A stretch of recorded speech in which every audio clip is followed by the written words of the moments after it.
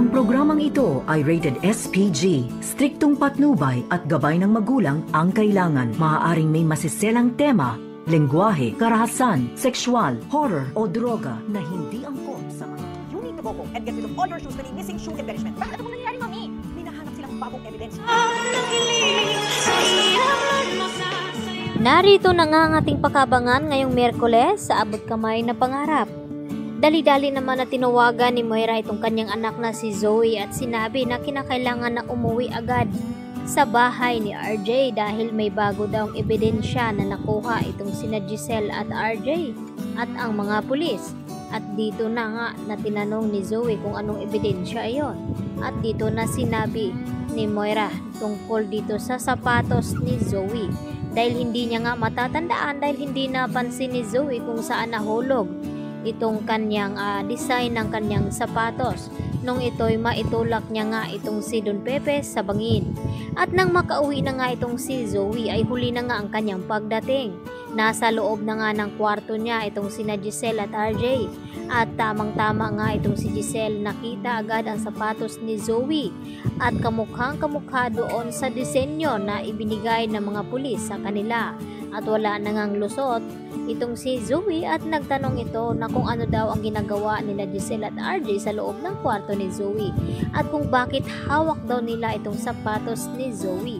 At dito naman na sinabi ni RJ sa kanyang anak na kumpirmado na nga nila itong tinutukoy ng mga pulis na ebidensya dahil kahawig nga ito dito nga sa sapatos at nawala nga ang disenyo na ito. Kaya kabado naman itong si Zoe na isinama ni RJ doon sa presinto upang panagutin at tanungin na kung bakit nagawa niya iyon sa kanyang lolo Pepe. At hindi pa nga inaamin ni Zoe na kung ano ang dahilan na kung bakit niya naitulak ang kanyang lolo Pepe sa bangin.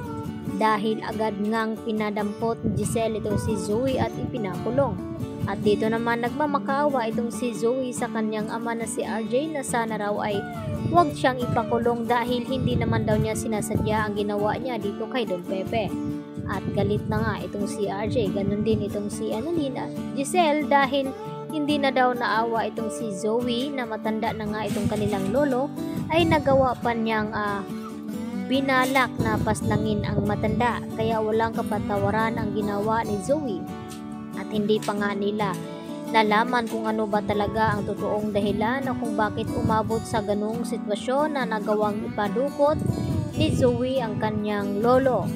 Kahit si Moira naman ang may pakana ng lahat at hindi naman maisuplong ni Zoe ang ina na siya nga ang dahilan na kung bakit nakidnap itong si Lolo Pepe dahil sa nalamang sikreto nito na itong si Zoe ay hindi nga tunay na anak dito ni RJ at hindi kadugo ng mga tanya. At lalo pa itong tunay na ama nito na si Carlos Benitez dahil yun nga lang ang sinabi ni Zoe ang tungkol sa pagtulak niya kay Don Pepe sa bangin dahil binalak niyang iligtas ito sa mga kamay ng kanyang ina. At dito naman na inagaw nga dito ni Zoe ang cellphone na hawak nga noon ni Don Pepe kaya yun ay nahulog sa bangin ito. Kaya magugulat naman itong si Annalyn at Lynette sa kanilang mababalitaan na nahuli na nga nila itong salarin at kumpirmado na nga na itong ang si Zoe. Lalong-lalo naman na hindi mapakali ngayon itong si Carlos Benitez dahil siya nga ang tunay na ama dito ni Zoe at nangako nga ito sa kanya na hindi daw niya ito pababayaan at gagawin ang lahat nang sa ganon ay hindi daw ito makulong.